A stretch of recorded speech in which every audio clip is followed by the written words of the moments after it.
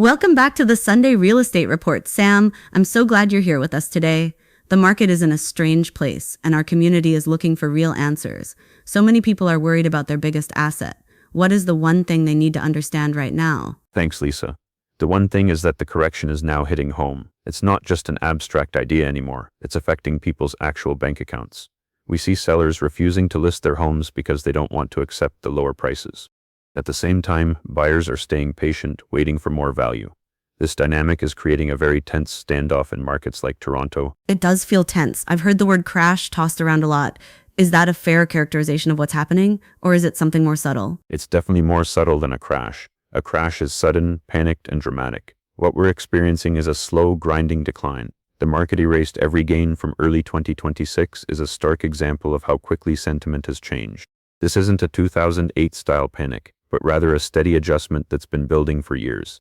The pain is real, but it's a gradual process, not an overnight collapse. Let's put things in a global context. How are Canadian home prices performing relative to other G7 countries? I'm curious if we're seeing a unique situation here in Canada, or if this is a shared global trend. Are we leading the way down? Unfortunately, Canada is at the front of the pack in price declines. We're seeing the steepest drop among the G7.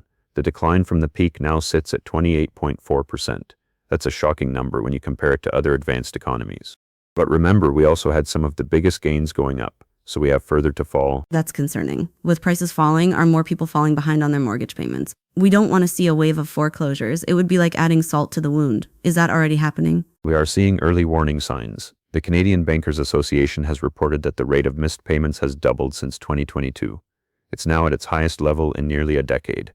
While the overall percentage is still small, the trend is moving in the wrong direction. This is something we need to keep a close eye on. We also saw major forecasters adjust their outlooks. Doesn't that signal that they're worried too? When even the official agencies start changing their numbers, it's hard to ignore. I feel like that's a big deal. Absolutely. Both the Canada Mortgage and Housing Corporation and the Canadian Real Estate Association have lowered their expectations. They revised their sales and price predictions downward for 2026. This is the second time they've done that in under a year. They initially expected a rebound, but the data just didn't support it. Now, there's this whole issue of fake GDP.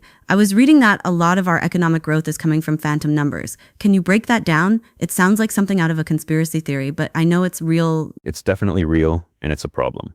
A significant portion of GDP growth is now attributed to imputed rent. That's the rent homeowners are assumed to pay to themselves. Owner-occupied housing contributed more to growth than oil and gas. This is mostly a statistical construct, not actual economic activity.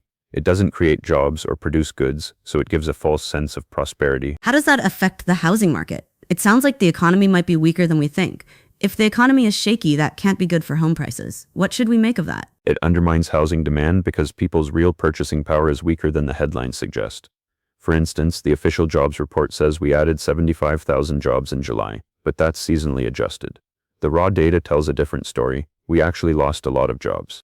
The seasonally adjusted figures mask a much weaker labor market. Plus, there's an undercount of the population, which could mean the unemployment rate is higher than reported. That doesn't give people the confidence to buy a home. Let's zero in on Toronto. What are the actual prices doing there? I've seen so many headlines, but I want to get the real numbers. Are we seeing a 5-year low? Toronto is at the heart of this correction.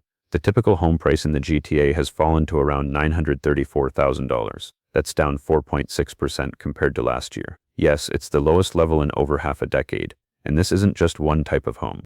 It's across condos, townhouses, and detached houses. What about sales and inventory? Is the market active at all? I'm wondering if people are still out house hunting or if everything's frozen. Sales are very quiet. GTA sales in July were down 1% compared to last year, but that's against an already weak base. New listings also dropped sharply, almost 18%. So the number of homes for sale is shrinking, but it's not because buyers are absorbing them. It's because sellers are stepping back. Why are sellers stepping back? Are they just being stubborn? It seems like they'd want to sell before prices fall further. Is there something else going on? There's an element of denial, honestly. They're hoping prices will bounce back, but they might be waiting for a long time. It's a standoff between buyers and sellers. Buyers have the negotiating power right now, and they know it. Sellers who don't need to move are choosing to wait rather than accept losses.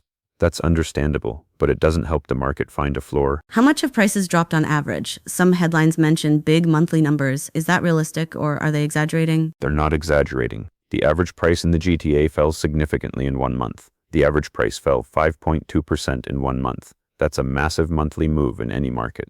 It's happening in almost every segment, and it shows that sellers are finally adjusting to what buyers are willing to pay. What about the suburbs around Toronto, like the 905 area? Is the pain worse there? I have a feeling the outer areas are getting hit harder. The 905 region is indeed feeling the brunt, especially for larger homes. A suburban detached home's average price fell over 5% in July. That's a brutal monthly decline. The reason is that these homes have bigger mortgages, and with higher rates, the carrying costs are substantial.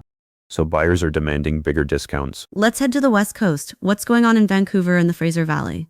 I've heard sales are down, but what about prices? Vancouver is seeing a similar trend, though the numbers are a bit different. Sales in Metro Vancouver fell almost 10% in July compared to last year.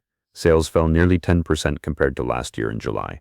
The typical home price is still over $1 million, but it's definitely easing. In the Fraser Valley, prices have dropped about 7% from a year ago. Is there any market in Canada that's actually seeing price increases? It feels like everything is down, but there must be some pockets of strength somewhere. I wonder if the Atlantic provinces are doing better. Believe it or not, Nova Scotia had a surprising jump in June. The typical home price jumped 5.2% in 1 month. It was one of the largest monthly increases they've ever recorded. But it's probably a blip. Sales are still weak and inventory is building. I wouldn't bank on that as a trend. Looking at the longer arc, how do today's sales compare to what we saw before the pandemic? Are we back to normal levels? I imagine we're still below pre-pandemic numbers, but I'd like to know how far. We're actually far below normal. For instance, GTA sales in July were 30% lower than in July 2019. Sales are 30% below the levels of 2019. That's a massive decline. Even compared to the last decade, we're seeing one of the quietest Julys on record.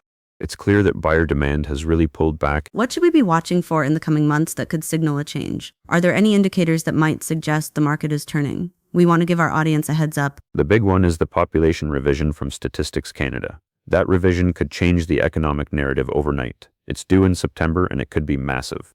If the population is larger than previously thought, then per-person economic numbers will be worse. That could affect consumer confidence and housing demand. So it's a key moment. Before we wrap up, what's your best advice for someone trying to buy or sell in this market? It's a tough environment and people need practical tips. What would you tell them? My advice is to be realistic and data-driven. No new jobs or output come from rising home values. This correction is about realigning prices with actual economic fundamentals. If you're buying, don't try to catch a falling knife, but also don't wait for a perfect bottom. If you're selling, price your property fairly from the start. Overpricing will just prolong the process and might force a bigger visible discount later. Thank you, Sam, for that clear and honest picture. It's scary, but it's better to know the truth. We'll be sure to have you back soon. Take care.